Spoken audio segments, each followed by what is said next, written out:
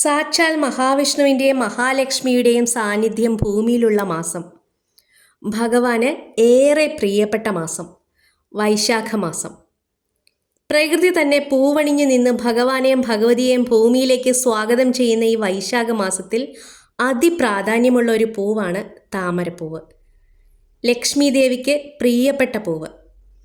ലക്ഷ്മി നാരായണ പൂജകൾക്ക് താമരപ്പൂ ഉപയോഗിക്കുന്നത് ഐശ്വര്യം നൽകുമെന്നാണ് വിശ്വാസം.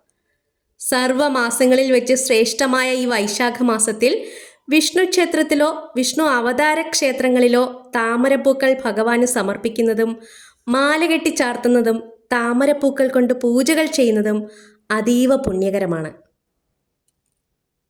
വൈശാഖമാസ പൂജകളിൽ ഏറ്റവും പ്രധാനം തുളസീദളം തന്നെയാണ്. മാധവമാസമായ വൈശാഖത്തിൽ തുളസി കൊണ്ടുള്ള പൂജകൾ അതിശ്രേഷ്ഠമാണ്. ലക്ഷ്മി സ്വരൂപം തന്നെയാണ് തുളസി. തുളസി നിൽക്കുന്ന മണ്ണുപോലും പവിത്രമാണ്. അതുപോലെ പവിത്രതയോടെ വേണം വിഷ്ണുപ്രിയയായ തുളസിയെ പരിപാലിക്കുവാനും. വൈശാഖ മാസത്തിൽ തുളസീദളം വിഷ്ണു ക്ഷേത്രങ്ങളിൽ സമർപ്പിക്കുന്നതും മാലകെട്ടി ചാർത്തുന്നതും അതിപുണ്യകരമാണ്.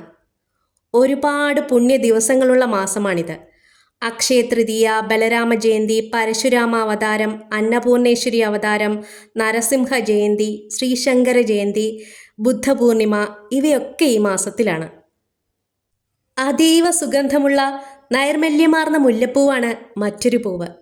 ഭഗവാനും ഭഗവതിക്കും ഒരുപോലെ പ്രിയപ്പെട്ട പൂവാണ് മുല്ലപ്പൂവ്. വൈശാഖ മാസം മുല്ല പൂത്തു നിൽക്കുന്ന മാസം കൂടിയാണല്ലോ. അപ്പോൾ മുല്ലപ്പൂക്കൾ കൊണ്ടുള്ള മാലകൾ ഭഗവാനും ഭഗവതിക്കും ചാർത്തുന്നത് ഐശ്വര്യദായകമാണ്. അതുപോലെ തന്നെ തെച്ചിപ്പൂക്കൾക്കും വളരെ പ്രാധാന്യമുണ്ട് ഈ മാസത്തിൽ. പിന്നെ മഞ്ഞ നിറത്തിലുള്ള പുഷ്പങ്ങൾ മാധവ മാസത്തിൽ ഭഗവാന് വളരെ പ്രിയപ്പെട്ട പൂക്കളാണ്. ഭഗവാന്റെ പല പ്രധാന അവതാരങ്ങളും എടുത്ത പുണ്യമാസമാണ് വൈശാഖ മാസം. ഈ വൈശാഖ മാസം എല്ലാവർക്കും നല്ല ചിന്തയ്ക്കും സന്തോഷത്തിനും കാരണമാവട്ടെ.